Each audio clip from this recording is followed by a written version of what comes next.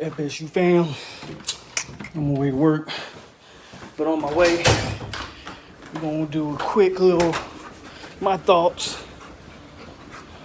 Norvell, his press conference, my thoughts on the hire overall, excuse me, and what I think going forward with all this. Hold on a second. Let me adjust my phone. If I can. Yeah, that'll have to work for now. Best I can do. All right. Mike Norvell. Hot in here. Next head football coach for Florida State University. Let me shift this a little bit. Yeah, I like that better. All right. Yeah, next head football coach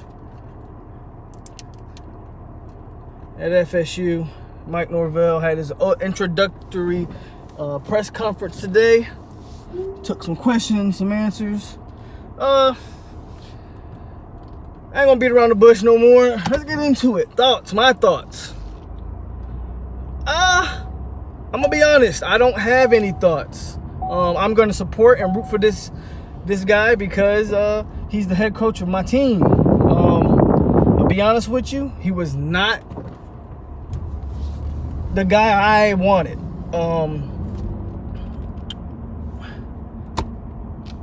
He might have been, out of all the names that popped up during the FSU coaching search, he probably was dead last on the list, if I'm being honest with you guys. Names like Bob Stoops came out, which I said I never thought we had a real chance at Bob. That came to fruition. But when names like Franklin and Campbell came out, I was pretty high on both of those guys, especially Franklin. Didn't happen. What else? Who else was a candidate? Mark Stoops, So ultimately, something I was saying to myself was, if it came down to Norvell and Odell, I was honestly of the belief that you should maybe just give it to Odell and then surround him with, a lot. But I will say this about Norvell going forward, because that is, the coach. His track record is very hard to judge just exactly what we're getting into here as far as a head football coach. He has a very limited track record. If we're just being honest, he's only had the one head coaching gig, and that was at Memphis, where he did extremely well. Now, to his credit, I was looking at what he did at Memphis and the success he had at Memphis. I think off the top, if you know about college football, if you follow it a little bit, off the top, I think a lot of people will say, Fuentes set Memphis up for success, and there is some truth to that. But the team under Norvell, here's a very positive thing.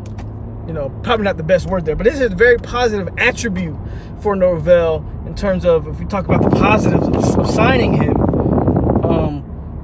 Not only did Memphis improve under his tenure, but his players, meaning the guys, not the guys left over from Fuentes, but actually the guys he recruited were key in turning over they were the best players. The guys he recruited ended up being the best players on the team. So I really think that is worth mentioning and worth noting.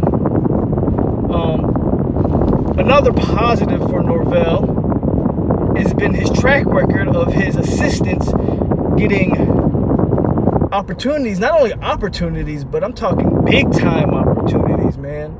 From what I've seen, he's got guys. He's got the D coordinator at Georgia's D coordinator once worked under him. I was looking at it earlier, so I don't remember everything off the top, but he's got some guys in some Power 5 schools, man. big positions. I'm talking about O coordinators, D coordinators, those type of guys. That's impressive. That's a big deal. What tells me, personally, tells me this guy can hire. He can evaluate not only his players, i.e., I stated that his players have been the best on the team when he took over for Memphis. His players ended up being the ones to keep that ball rolling. But also, he evaluates his personnel, his staff, which is if you've been watching probably any of my videos, the biggest criticism I had toward Taggart was his evaluation of his staff and his players. Guy would consistently play players that I believed had no business on the field. And as we know, his staff, probably just because they were his friends, staff was lackluster as a whole. I mean, look how long Harlan led this defense into the toilet. So that's a plus. All this goes for nothing if he comes to Florida State and I'm hearing some critics that, he's nothing but Willie Taggart 2.0, whatever. I don't know. I'm not that negative guy. I'm not going to come out here and drop negative bombs on a coach that I don't know much about. That coach that has a very limited resume. Again, he was an assistant at Arizona State for 9 years under Todd Graham. But as far as head coaching goes, he's only had the Memphis job. However, if you look at the numbers, Memphis isn't Power 5. Memphis is, they're, what do they call it, a group school or whatever they call them. Memphis is a little under the, they're not playing the top guys. But his numbers at Memphis really speak for themselves. In his press conference, he put a big emphasis. He put a huge emphasis on special teams, where I think a lot of people, if you just watching Florida State for the last, even when Jimbo Fisher was there, if we're being honest, watch Florida State, I would say outside of the national championship season, where I think FSU had a really good special teams, after that, just watch FSU. Man, we've been one of the worst special team units in the last 5-6 years, man. And, so it's exciting to hear him talk about putting an emphasis on special teams. He talked about being attacking on defense, that he mentioned he doesn't know what scheme he'll run in terms of offense or defense yet. He said he adapts to his personnel. He said that's been a key to him since he's been a coach. He does not force round pegs in the square hole, so to speak. If you're a round peg, he's gonna go get a round hole for you to fit in. So he made that very clear. I'll be honest with you, his press conference was impressive. With that said, Willie's press conference was impressive. If you weren't a fan of Willie, I think everybody after that press conference that Taggart had, everybody was like, oh my God. That's why everybody was on board with Taggart. The press conference it touched a lot of people. Norvell's press conference wasn't emotional like Willie's, but I thought he was extremely impressive. I thought he had a direct message, and I was impressed. I'm excited for going for the future. Again, not my first, second, or third choice, but I don't make those calls. Obviously, I just give my opinion. And I hope he proves me wrong, to be quite honest with you. It's not like FSU's doing anything unprecedented here. Oklahoma goes with a guy in Lincoln Riley who, this is Oklahoma, his first head coaching gig, and you see what Oklahoma has done under his tenure. Granted, he just basically took the keys to the Ferrari and just kept driving in a straight line, but it's easier said than done. Everybody's like, well, he just, but we've seen instances where guys haven't been able to take that key to the Ferrari and they've, run it off into a ditch somewhere. So we've seen the same instances. So I'm excited. I'm not mad. It's a hire. It's not a slam dunk. Some people are saying it's a slam dunk hire. Some people are saying it's an atrocious. To me, it's neither. It's a hire, right? It just is. I really boil it, the whole situation down to that. Is at the end of the day, the hire is just a hire. Now he has, the next few years to prove that it was a slam dunk hire. But as of right now, we don't know whether or not it was a slam dunk hire or not. So, yeah. Norvell, that's their new head football coach at Florida State. Big deal. Again, press conference I thought was impressive. I thought so some of the questions they answered, if I can remember off the top of my head, I'm just doing this, I didn't write any notes down. They asked about recruiting. He said he's already met recruits. He said the first thing he did when he got off the plane was go meet his current players, which I think is a big deal. So let's touch on current players for a bit, because Corey Durden, you're part of the problem. You'll probably never see this video, and I don't care whether you do or not. You're part of the problem, and I actually root for you. But Corey Durden has the nerve to get on Twitter at the Norvell's press conference. I don't know if it was after or during, but I think it was after the press conference, saying, and obviously after he's met with the team, speaking of Coach Norvell, has the audacity he gets on Twitter and goes, I didn't sign up for FSU to play for 3 coaches in 3 years. Durden, you're part of the problem. How about you play better?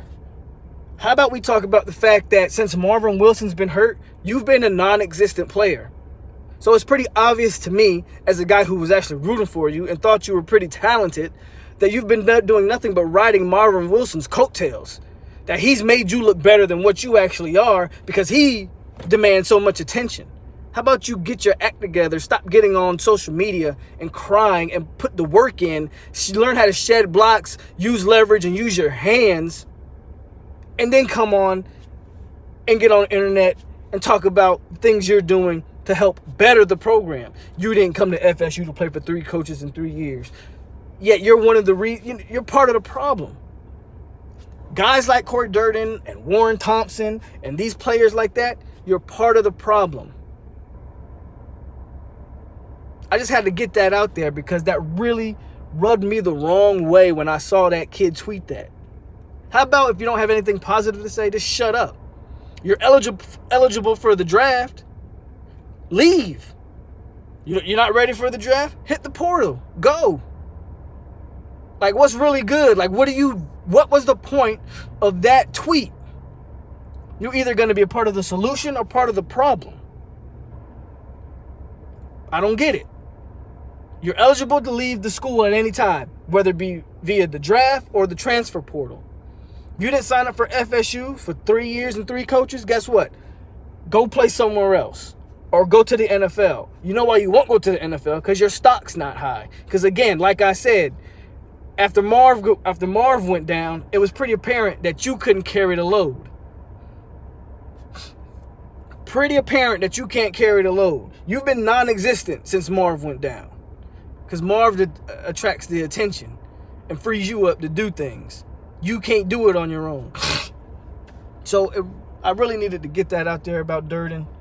That was an unnecessary tweet. And again, guys like Corey Durden and guys like Warren Thompson, who like to blast coaches on the internet, and Warren Thompson quits on the team because he feels some type of way. Bruh, go out there, play, prove what you are. The problem with this generation of kids is they want to be handed everything. Now, I like Durden's attitude on the football field, but that particular tweet was unnecessary.